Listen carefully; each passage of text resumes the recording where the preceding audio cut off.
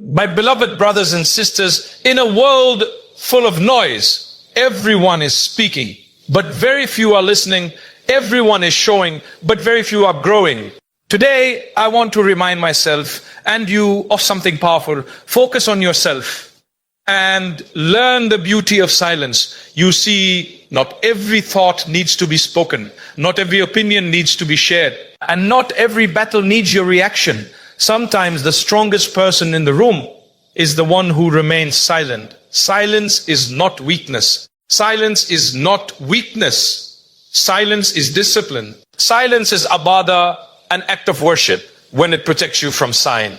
How many times have we spoken and then regretted it? And how many times have we stayed quiet and felt peace in our hearts? My dear brothers and sisters, when you focus too much on others, what they have, what they say, how they live, you lose focus on the one person you are responsible for, yourself. Allah will not ask you about their hayat, lives. He will ask you about your salah, your qalb, heart, your actions.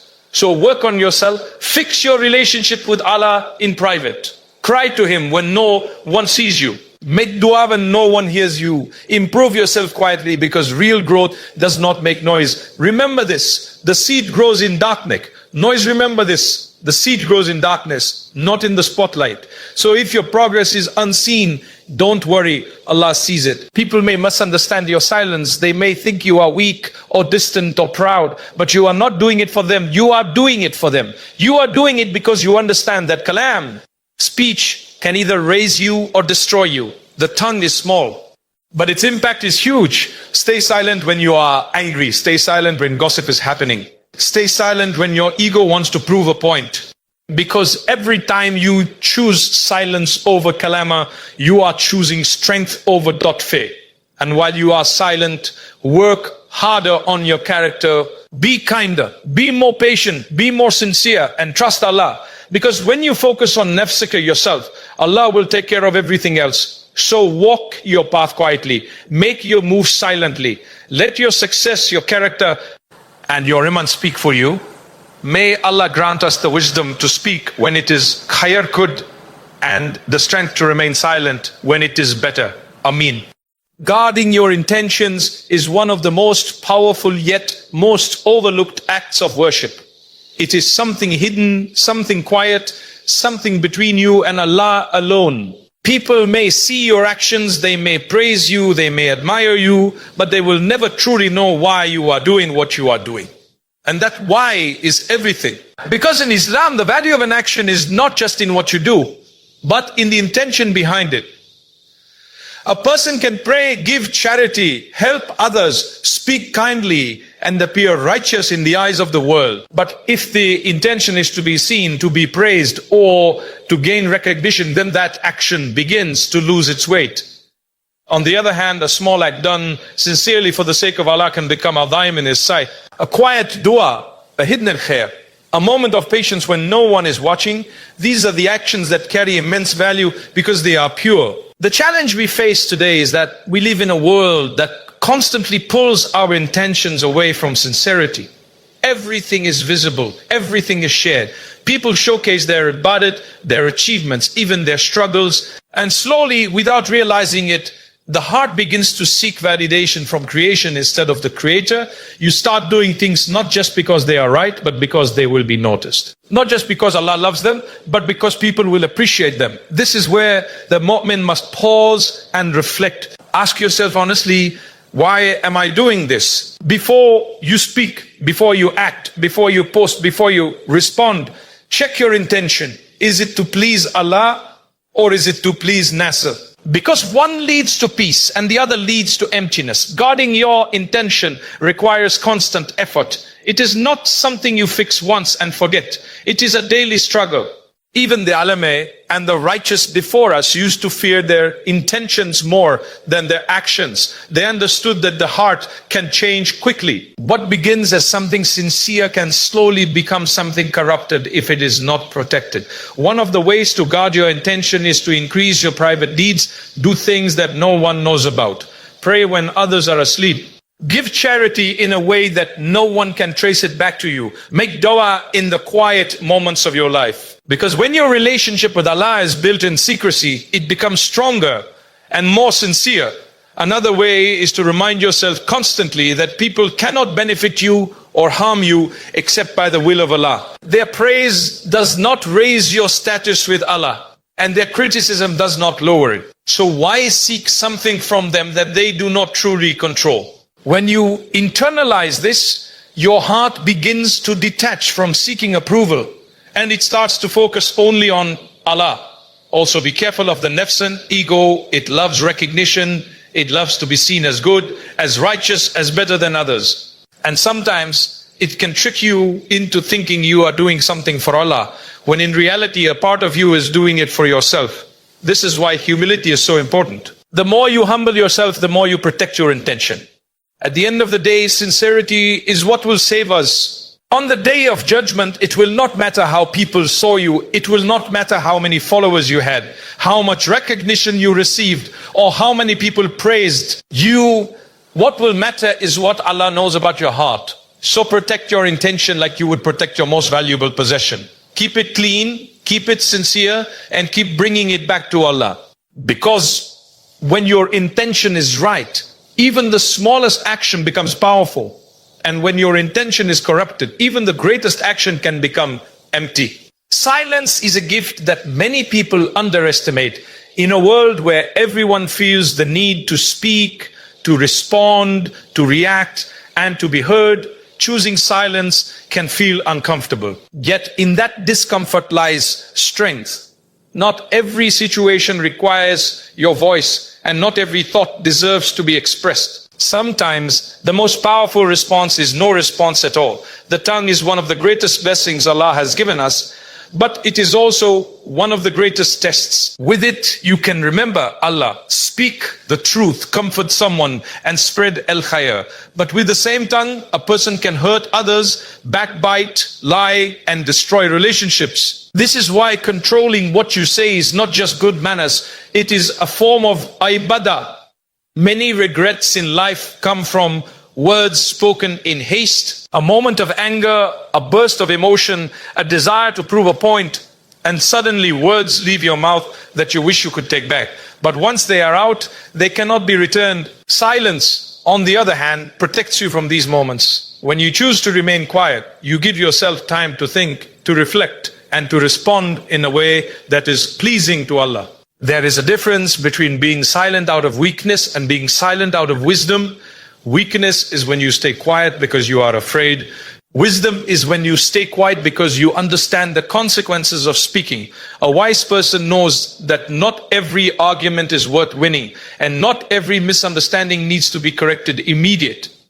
Sometimes letting things pass is better for your peace and your akira. In gatherings, how often do we feel the urge to add something to the conversation even when it is not necessary? How often do we interrupt, exaggerate, or speak just to be noticed? These small habits may seem harmless, but they slowly shape the heart.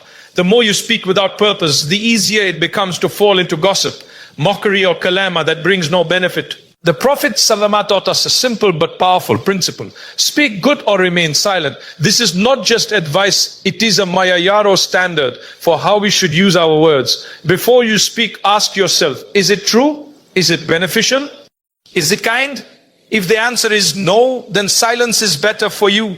Silence also protects your dignity. When you engage in every argument, respond to every criticism, and try to defend yourself at every turn, you exhaust yourself.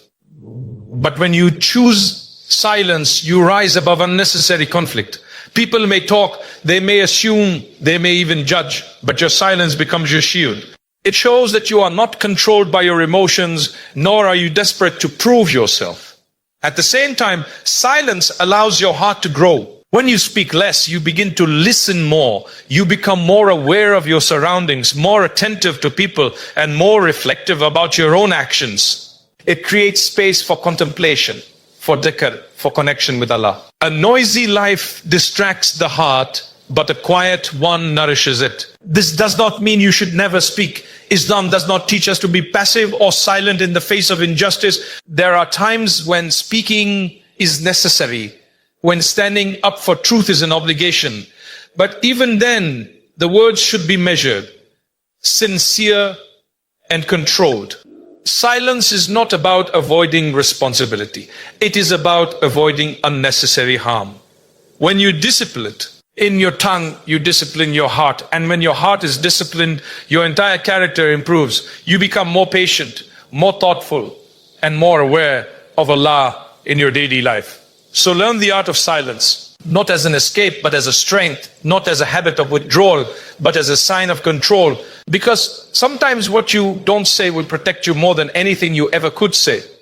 Avoiding comparison is one of the most freeing things a person can do for the heart. Yet it is also one of the most difficult struggles, especially in a world where you are constantly exposed to the lives of others. You see what they have achieved, how they look, how they live, and without even realizing it, your heart begins to measure itself against them. This quiet habit can slowly drain your peace, distort your self-worth, and make you ungrateful for what Allah has already given. The reality is that no two journeys are the same. Allah, in His infinite wisdom, has created each person with a unique path, a unique test, and a unique provision. What someone else has is not a sign that you are lacking. It is simply a sign that their test is different from yours. When you compare your life to someone else's, you are ignoring the fact that you have not been given their story, their struggles, or their responsibilities. Comparison often begins with what is visible, but what is hidden is far greater. You may look at someone's success and feel behind, but you do not see the sacrifices they made, the hardships they endured, or the private battles they are fighting. You may admire someone's wealth, but you do not know the accountability that comes with it. You may envy someone's happiness, but you do not see the moments of sadness they keep to themselves. This is why comparison is not only unfair, it is incomplete. One of the greatest dangers of comparison is that it shifts your focus away from gratitude. Instead of appreciating your blessings, you begin to overlook them. The things you once made dawah for become things you no longer value because you are too busy looking at what others have. This is a dangerous place for the heart because gratitude is directly connected to contentment. The more grateful you are, the more at peace you feel, and the more you compare, the more restless you become. Islam teaches us to look at those who have less than us in matters of dunya so that we can remain grateful, and to look at those who are better than us in matters of deen so that we can improve. But even in this, the intention is not to compare in a way that leads to jealousy or despair. It is to inspire growth while maintaining humility and gratitude. When you constantly compare yourself to others, you begin to lose sight of your own progress. You forget how far you have come, how much you have grown, and how many obstacles Allah has helped you overcome. Your journey becomes overshadowed by someone else's highlight, and you start to feel like you are not enough. But the truth is, you are exactly where Allah has placed you, and there is wisdom in that placement. Another harm of comparison is that it can lead to hasad, envy, which is a disease of the heart. It eats away at your peace and can even affect your relationship with Allah. When you feel upset at someone else's blessings, you are indirectly questioning Allah's distribution. But when you understand that Allah gives according to His knowledge and wisdom, your heart begins to settle. You realize that what is meant for you will reach you. And what is not meant for you will never be yours, no matter how much you desire it. Focusing on yourself allows you to grow in a healthy and sincere way. Instead of competing with others, you compete with your past self. You aim to be better than who you were yesterday, not better than someone else today. This mindset brings peace because it is rooted in personal growth, not external validation. It also helps to limit what feeds your comparison. Constant exposure to curated lives, especially on social media, can distort your perception of reality. Taking a step back, being mindful of what you consume and reminding yourself that people only show a fraction of their lives can protect your heart from unnecessary dissatisfaction. When you let go of comparison, you begin to appreciate your own journey. You start to notice your blessings, your strengths, and your farus opportunities. You move with purpose, not pressure. And most importantly, you begin to trust Allah more deeply knowing that His plan for you is perfectly tailored. So walk your path with confidence, not because you have everything, but because you trust the one who gave you what you have. Your journey is yours, your timing is yours, and your razak is yours. And when you truly understand that, comparison loses its power and contentment takes its place. Self-accountability is a quality that transforms a insan from someone who reacts to life into someone who grows through it. It is the ability to pause, to reflect, and to ask yourself difficult questions before pointing fingers at others. In a world where it is easy to blame nasa, circumstances, or even fate, turning inward and holding yourself responsible is a sign of sincerity and strength. Every day we witness situations where mistakes happen, conflicts arise, and misunderstandings occur. The natural reaction for many is to defend themselves immediately, to justify their actions, and to highlight the faults of others. But a believer is different. A believer begins with himself. Before asking, who is wrong? He asks, what could I have done better? This shift in perspective is powerful because it opens the door to growth instead of ego. Self-accountability or muhasabah is not about being overly harsh on yourself or living in guilt. It is about being honest. It is about recognizing that you are not perfect, that you will make mistakes, and that every mistake is an opportunity to improve. When you adopt this mindset, your failures no longer break you, they build you. The righteous people of the past used to hold themselves accountable in ways that may seem intense to us today. They would reflect on their day, their words, their intentions, and even their thoughts. Not because they doubted Allah's mercy, but because they valued their relationship with Him. They understood that small actions repeated over time shaped the heart, so they paid attention to the details of their lives. When you practice self-accountability, you begin to notice patterns within yourself. You recognize the moments when your ego takes over, when your patience weakens, when your tongue slips, or when your intentions are not as pure as they should be. This awareness is the first step toward change. Because you cannot fix what you refuse to acknowledge, one of the greatest benefits of self-accountability is that it softens your heart toward others. When you are aware of your own flaws, you become less judgmental. You realize that just as you struggle, others struggle too. This creates empathy, compassion, and the willingness to forgive. Instead of constantly criticizing others, you focus on islah, reforming yourself. It also protects you from arrogance. When a person does not reflect on himself, he begins to think he is always right. He becomes blind to his own faults and quick to point out the faults of others. This is dangerous because arrogance distances a person from Allah. But when you regularly hold yourself accountable, you remain humble. You understand that no matter how much good you do, there is always room for improvement. Another important aspect of self-accountability is consistency. It is not something you do once in a while, it is a daily practice. At the end of your day, take a few moments to reflect. What did you do well? Where did you fall short? Did your actions align with your intentions? Did you hurt someone with your words? Did you remember Allah in your moments of ease and difficulty? These simple questions can have a deep impact on your spiritual growth. Along with reflection comes action. Self-accountability is not just about recognizing mistakes, it is about correcting them.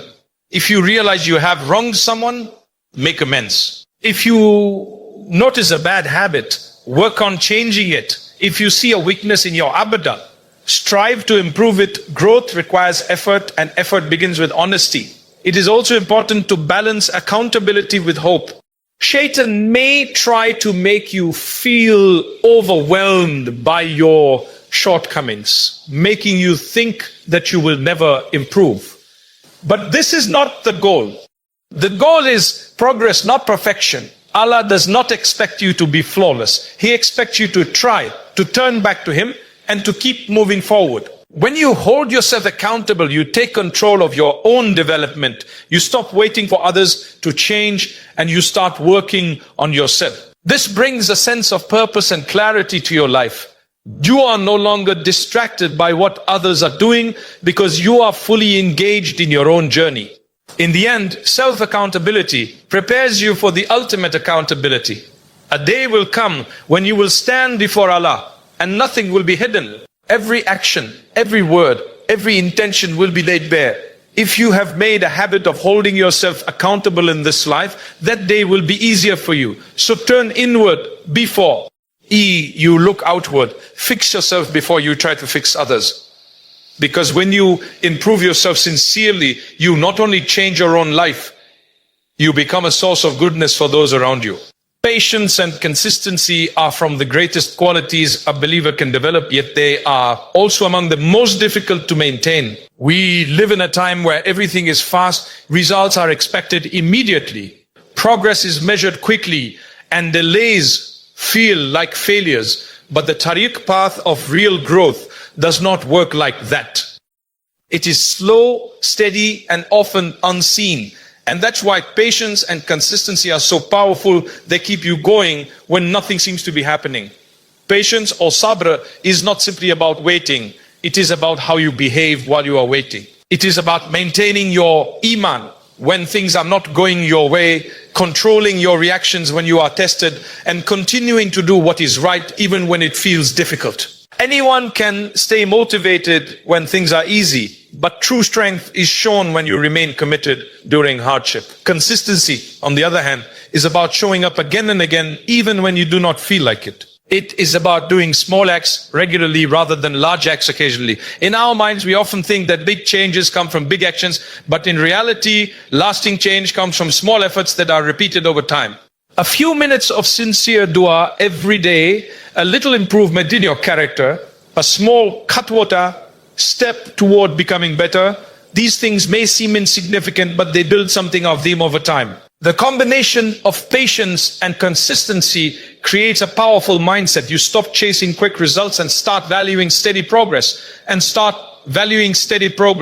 You understand that growth takes time and you become comfortable with that. This removes a lot of frustration from your life because you are no longer measuring your success by immediate outcomes, but by your commitment to the process. One of the biggest challenges people face is losing motivation when they do not see results. You start something with enthusiasm, a new habit, a new goal, a new intention. But when the results are slow, that enthusiasm begins to fade. This is where patience is tested.